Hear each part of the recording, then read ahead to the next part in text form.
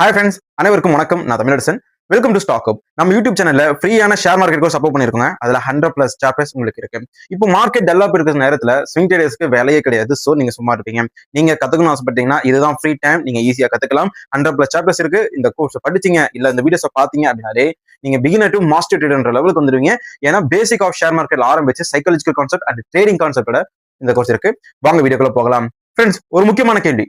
Share மார்க்கெட்டை யார் control பண்றாங்க? யார் அதை ஆட்டி படைக்கிறாங்க? யாருடைய கைப்பிடியில இந்தியன் ஷேர் மார்க்கெட் இருக்கு? எஃப்ஐஎஸ் 10,500 கோடிக்கு அவங்க வித்திருக்காங்க ஃப்ரைடே. மார்க்கெட் 2% தான் வீழ்ச்சி அடைந்திருக்கு. ஆனா 2005, 2000, 2008, 2019 எஃப்ஐஎஸ் இவ்வளவு செல் பண்ணாங்க அப்படின்னா அது மார்க்கெட் கிராஷ், மிகப்பெரிய கிராஷ். சோ அது விழாம யார் தாங்க பிடிக்கிறாங்க அப்படின்ற எல்லா விஷயத்தையும் இந்த வீடியோல பார்க்க போறோம். ஸோ ஸ்கிப் பண்ணாம கடைசி வரைக்கும் பாருங்க. ஃபர்ஸ்ட், இந்தியன் ஷேர் மார்க்கெட்டை யார் ரன் பண்றாங்க? உலக ஷேர் மார்க்கெட்டை யார் ரன் பண்றாங்கன்னு பார்த்தோம்னா இந்த அமெரிக்கா இல்ல மற்ற நாடுகளை நம்ம சொல்ல முடியாது. நாடுகள் எப்பவுமே ஒரு ஷேர் மார்க்கெட்டை ஆட்டி படைக்காது. நிஜமா யார் ஆட்டி படைக்கிறாங்கன்னா பிக் இன்வெஸ்டர்ஸ். 2005 பாத்தீங்கன்னா எஃப்ஐஎஸ் உடைய பணம் இந்தியன் ஷேர் மார்க்கெட்ல அதிகமா இருந்துச்சு. அவங்க 18% ஓன் பண்ணிட்டு இருந்தாங்க. டிஐஎஸ் 10% ஓன் பண்ணிட்டு இருந்தாங்க. பேலன்ஸ் இருக்கிற 72% ரிட்டேல் இன்வெஸ்டர்ஸ் கிட்ட இருந்துச்சு. பட் அந்த பவர் போதாது. 2000 வருஷத்துல எஃப்ஐஎஸ் அதிகமா வித்தாங்க. ஷேர் மார்க்கெட் கீழே போச்சு.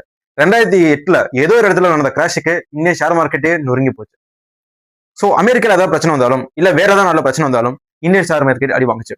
காரணம் எஃப்ஐஎஸ் உடைய ஆதிக்கம் அதிகமா இருந்தது. அந்த காலகட்டத்துல மிகப்பெரிய பணம் அவங்க வச்சிருந்தாங்க. 2017 17 லட்சம் ரூபாய், 2005 17 லட்சம் கோடிய அவங்க இந்தியன் ஷேர் மார்க்கெட்ல வச்சிருந்தாங்க. சோ அவங்க தான் டாமினேட் பண்ணிட்டு இருந்தாங்க. எழுதப்படாத ஒரு சட்டம் இருந்துச்சு. எஃப்ஐஎஸ் வித்தாங்கன்னா மார்க்கெட் கிராஷ், அவங்க வாங்கினாங்கன்னா மார்க்கெட் ரேலி. இது அப்படியே கொஞ்சம் வருஷத்துக்கு அப்படியே கண்டினியூ ஆகுது. 2019 வருஷம் கொரோனா வைரஸ் வருது. எல்லா ஷேர் மார்க்கெட்டும் அப்படியே வந்து டவுன் ஆகுது. அந்த வைரஸ் வந்ததுக்கு அப்புறம் எஃப்ஐஎஸ் அப்படியே செல் பண்றாங்க. மார்க்கெட் கிராஷ் ஆகுது. சரியான கிராஷ். பட் அங்கிருந்த ஒரு மிகப்பெரிய ஒரு ரெவல்யூஷனே நடக்குது.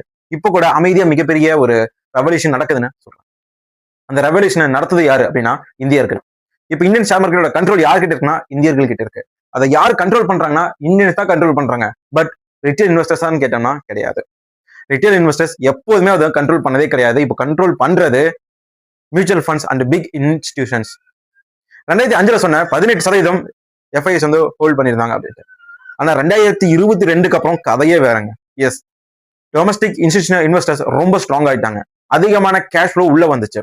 இப்ப இருக்கிற டேட்டா படி 75 லட்சம் கோடி ரூபாய் எஃப்ஐஎஸ் உடைய பணம் இந்திய ஷேர் மார்க்கெட்ல இருக்கு. பட் டொமஸ்டிக் இன்ஸ்டிடியூஷனல் இன்வெஸ்டர்ஸ் உடைய ஷேர், இந்த மியூச்சுவல் ஃபண்ட் நிறுவனங்கள் இருக்குங்களா, அவங்களுடைய ஷேர் 82 லட்சம் கோடி. போன மாசத்துக்கு இந்த மாசம் 8% உயர்ந்திருக்கு. 81 லட்சம் கோடியில இருந்து 82 லட்சம் கோடி அளவுக்கு உயர்ந்திருக்கு. எஃப்ஐஎஸ் ஃபுல்லாவே வித்தாலும் கூட நம்மளால ஸ்ட்ராங் பண்ண முடியும் அப்படின்னா அது கஷ்டம் தான். பட் அது இன்னும் வந்துகிட்டு இருக்கு. கண்டிப்பா இந்தியன் ஷேர் மார்க்கெட்டை இந்தியர்கள் முழுசா ஆள்ற காலமும் வரும். சோ இப்ப இதனால சாத்தியம் அப்படின்றத பாக்குறதுக்கு முன்னாடி இப்ப மியூச்சுவல் ஃபண்ட்ஸ் பண்ற முக்கியமான விஷயத்த பார்க்கலாம். என்னன்னா பராக் பதக் இந்த மியூச்சுவல் ஃபண்ட் இருக்கு இல்லைங்களா, அவங்க 23% கேஷை ஹோல்ட் பண்ணி வச்சிருக்காங்க. எஸ்பிஐ லைஃப், எஸ்பிஐ கான்ட்ரா பங்குகள், HDFC பிளக்ஸி பங்கு, HDFC டிஃபென்சிவ் பங்கெல்லாம் அவங்களுடைய கேஷ் அப்படியே வந்து ஹோல்டு பண்ணி வச்சிருக்காங்க, ரிசர்வ்ஸ்ல வச்சிட்டு இருக்காங்க. ஏன் தெரியுமா? இன்னும் மார்க்கெட் டீப்பரா போகும்போது வாங்கலாம் அப்படின்ட்டு. இப்போ ஒரு விஷயத்தை புரிஞ்சுக்காங்க. இந்த கண்ட்ரோல், அந்த டாமினேஷன் ஷிஃப்ட் எப்படி தெரியுமா நடக்குது? மக்கள் சும்மா இருக்கும்போது. எஸ், 2019 லாக்டவுன் அப்ப பாத்தீங்க அப்படின்னா மக்கள் எல்லாம் சும்மா இருக்காங்க, வருமானத்துக்கு வழி இல்லாம இருக்காங்க, வருமானத்தை சேர்த்து வச்சவங்க பணத்தை எங்க போடுறதுன்னு தெரியாம இருக்காங்க. அப்போ பாத்தீங்கன்னா ரொம்ப லக்கிலி ஜியோ வந்துருச்சு, எல்லார்கிட்டயும் நெட் வந்துருச்சு. சோ அந்த நேரத்துல மார்க்கெட்டை பத்தி படிக்கிறாங்க, ஒவ்வொருத்தங்களா உள்ள வராங்க. இப்போ ரிட்டேல்ஸ் அந்த இன்வெஸ்ட்மெண்ட் ஃப்ளோ வந்து ஜாஸ்தி ஆயிடுச்சு. இப்போ நம்ம கிட்ட தான் கண்ட்ரோல் இருக்கானா இல்ல, பட் நம்மளால ஈடு கொடுக்க முடியுது. லாஸ்ட் ஃப்ரைடே 10,572 கோடி ரூபாய்க்கு எஃப்ஐஎஸ் வித்திருக்காங்க. பட் 9,000+ கோடிகளுக்கு டிஐஎஸ் வாங்கியிருக்காங்க. டிஐஎஸ்னா யாரு? இப்போ இந்தியன் ஷேர் மார்க்கெட் யார் கிட்ட இருக்குன்னு சொல்லிட்டு டாமினேஷன் வந்து எஃப்ஐஎஸ் கிட்ட இல்ல, டிஐஎஸ் கிட்ட இருக்கு. பட் இந்த இடத்துல ரிட்டேல் இன்வெஸ்டர்ஸோ இல்ல நினைச்சவங்களோ வந்து அதை ஆட்டி படைக்க முடியாது. இப்போ அதை ரொம்ப கண்ட்ரோலா செகுலரா வச்சிட்டு இருக்கிறவங்க பிக் இன்ஸ்டிடியூஷன்ஸ். எல்ஐசி சொல்றேன் இல்லைங்களா, அவங்க இன்ஸ்டிடியூஷன்ஸ். HDFC பேங்க் அண்ட் அதோட மியூச்சுவல் ஃபண்ட் சொல்றீங்களா, இந்த மாதிரி இருக்க ஹவுசஸ், பிரைவேட் ஹவுசஸா இருக்கலாம் இல்ல கவர்மெண்டோட பாடிஸா இருக்கலாம், இவங்க தான் அதிகமா வந்து டாமினேட் பண்ணிட்டு இருக்காங்க. இப்ப கூட பாத்தீங்கன்னா சில ஐபிஓ உடைய ரூல்ஸ் எல்லாம் மாத்திருக்காங்க. எப்போ 1957 வந்ததை இப்ப சேஞ்ச் பண்ணிருக்காங்க. அது என்னன்றதையும் சொல்லிடுறேன். முன்னாடி ஒரு நிறுவனம் லிஸ்ட் பண்றாங்கன்னா அவங்களுடைய பங்குகள்ல 25% கம்பல்சரி அவங்க பப்ளிக் கிட்ட விடணும். ஒன்னு ஸ்டார்டிங்ல விடணும், இல்ல அடுத்த 2-3 வருஷத்துல அவங்க வந்து பப்ளிக் கிட்ட அதை வந்து புழக்கத்துல விடணும். ஏன்னா ஃபுல் கண்ட்ரோலையும் வந்து ப்ரொமோட்டர்ஸ் வச்சுக்க கூடாது. பட் இப்ப அதை வந்து சேஞ்ச் பண்ணிருக்காங்க. ஸ்மால் அண்ட் மீடியம் நிறுவனங்கள், அதாவது 1600 கோடி இருக்கு இல்லைங்களா, இந்த வேல்யூஷன் இருக்கிற ஐபிஓஸ் உடைய மதிப்பு அவங்க வந்து இது பண்ணும்போது பாத்தீங்கன்னா ஒரு 15% 20% மக்கள் கிட்ட பப்ளிக் கிட்ட கொடுக்கணும். சோ அங்க இருக்கிற ஸ்கேல் வந்து அந்த ஐபியோட பிரைஸ் பேண்ட் வந்து அதிகமாக அதோடைய மக்கள் கிட்ட கொடுக்க வேண்டிய அந்த நிர்பந்தமும் வந்து கம்மியாயிட்டு வருது. இப்போ மீடியம் டு லார்ஜ்ன்றது பார்க்கும்போது 1600 கோடிக்கு மேல ஜென்ரலி. சோ அப்படி வரும்போது வெறும் 10% மக்கள் கிட்ட கொடுத்தா போதும். சோ அங்கிருந்து லட்சம் கோடி ஐபிஓ வருது அப்படின்னா அது வந்து 8% வந்து குறைச்சிருக்காங்க. அதுல இருந்து 6%, அதுல இருந்து 2.5% அது வரைக்கும் வந்து பண்ணிருக்காங்க. சோ இப்ப 2%னா 5 லட்சம் டு 10 லட்சம் கோடி பெரிய ஐபிஓ இருக்குங்களா, அப்படி வரும்போது 8% அவங்க வந்து பப்ளிக் கிட்ட கொடுத்தா போதும். சோ இப்படி பார்க்கும்போது இது யாருக்கு முக்கியம்ன்றதை நான் சொல்லிடுறேன். இப்போ ரிலையன்ஸ் ரிட்டேலோடைய வேல்யூஷன் வந்து 8 லட்சம் டு 10 லட்சம் கோடி.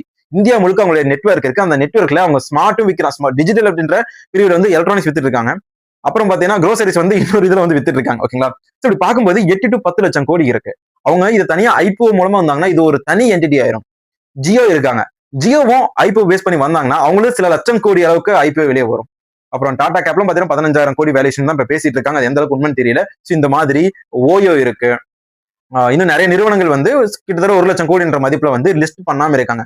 காரணம் ப்ரொமோட்டருடைய அந்த கண்ட்ரோலிங் ஸ்டேக் வந்து குறைஞ்சு போகுது. 25% கட்டாயம் நீங்க பண்ணணும் அப்படிங்கும்போது எவ்வளவு பெரிய வேல்யூ மக்கள் கிட்ட கொடுக்குறாங்க. எஸ், அவங்களுக்கு வந்து அடிஷனலான அந்த ஒரு கேஷ் வந்து தேவைப்படுது.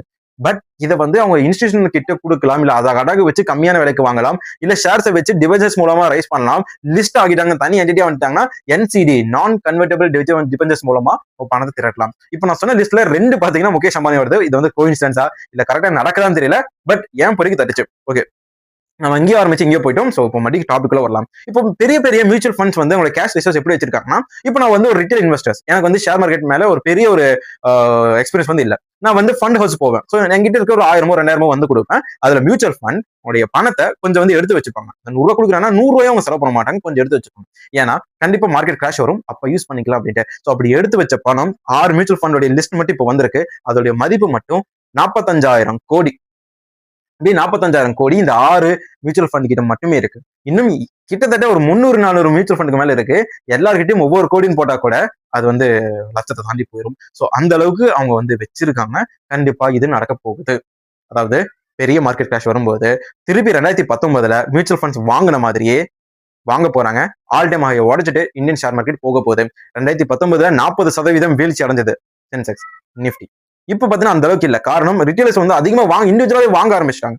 பட் ஒரு கட்டத்துல ரிட்டேல் இன்வெஸ்டர்ஸோடைய இந்த ஃபியூலிங் பவர் வந்து கம்மியாகும் ஷேர் மார்க்கெட் கீழே போகும்போது அந்த இடத்துல தான் வருவார் கேஜிஎஃப் ஹீரோன்ற மாதிரி மியூச்சுவல் ஃபண்ட்ஸ் வருவாங்க. கண்டிப்பா மார்க்கெட் மேல போக போகுது. அது வரைக்கும் இன்வெஸ்டர்ஸ், அதாவது சிங்கிளா வந்து இன்வெஸ்ட் பண்றவங்க, எந்த விதமான புரிதலும் இல்லாம இன்வெஸ்ட் பண்றவங்க பொறுமையா இருங்க. எப்பவுமே சென்செக்ஸ் வந்து அடி வாங்கும். ஃபர்ஸ்ட் அடி வாங்குறது ஏன் காரணம் தெரியுமா? எஃப்ஐஎஸ் வந்து பெரிய பெரிய நிறுவனங்களை தான் பணத்தை போடுவாங்க. அப்படி போடும்போது ப்ளூ சிப் நிறுவனங்கள்ல பணத்தை வந்து போடுவாங்க. சொல்ற மாதிரி ப்ளூ சிப் நிறுவனங்கள்லாம் என்னன்னு பாத்தீங்கன்னா அவங்க கிட்ட வந்து ரெகுலரான பிசினஸ் இருக்கும். அதிகமா வந்து அவங்க கிட்ட ப்ராஃபிட் பண்ற சோர்ஸ் இருக்கும். அவங்க கிட்ட ஒரு கேரண்டி இருக்கும். அதுதான் ப்ளூ சிப். ஓகேவா? பட் இப்ப அதிகமா விட்டு அடிக்கிறது TCS, Infosys, Reliance industries. But இது திருப்பி பிடிக்கிறது யாருன்னா நம்ம ஆட்கள் தான் பிடிச்சிட்டு இருக்காங்க.